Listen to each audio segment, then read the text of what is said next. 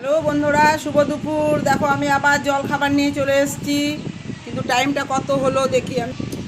11:30 বেজে গেল জল খাবার খেতে। আজ একটু তাড়াতাড়ি চলে এসেছি জল পড়ছে বলে। তো দেখো আজকে আমার জল খাবারে কি কি আছে। কিন্তু এই জলে জলে কিন্তু আলু ভাজা মুড়ি খেতে আমার খুব ভালো লাগে। পকোড়া টকোড়া তো লাগেই, কিন্তু আমার আলু ভাজা মুড়িটাও আমার বেশ ভালো লাগে।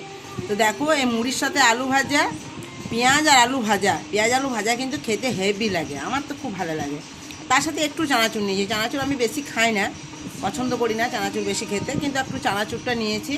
আর সব একটা তরকারি আছে বলে দিই, এটা হচ্ছে কুমড়োর তরকারি, বুঝেছো? মানে ভালোবাসি কুমড়োর তরকারি মুড়ি খেতে, সেই জন্য একটু ছিল কালকে রাতে। আর ঠান্ডা ঠান্ডা করছে বলে ভালো আছে, তো আমি বলেছি ফেলে দিবি না, আমি কিন্তু খাবো, তোরা খা না খা আমি কিন্তু খাবো। আমার কুমড়ো তরকারি মুড়ি খেতে খুব ভালো লাগে, একটু মতন আছে আর বেশ ভালো আছে, খেতেও খুব ভালো হয়েছিল। তো হয়ে গেল কুমড়ো তরকারিটা। আর এটা দেখো, এটা হচ্ছে পায়েস। এই পায়েসটা করেছিলাম, কিন্তু পায়েসটা দুধ দিয়ে ভালো করে করেছি।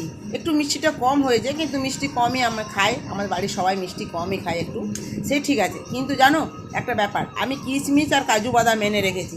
গোটা ঘর খুঁজে বেড়ালাম, কোথায় যে রেখেছি আমি আর খুঁজে পেলাম না। হয়তো পরে আবার দেখবো, হয়তো কোনো জায়গায় রাখা আছে।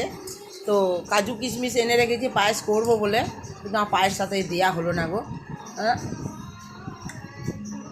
এমনিতে খেতে খুব ভালো হয়েছে, খুব সুন্দর হয়েছে, হালকা হালকা মিষ্টি হয়েছে, খেতে ভালো লাগছে। দুধটা একটু দেওয়া আছে পায়েসটাতে।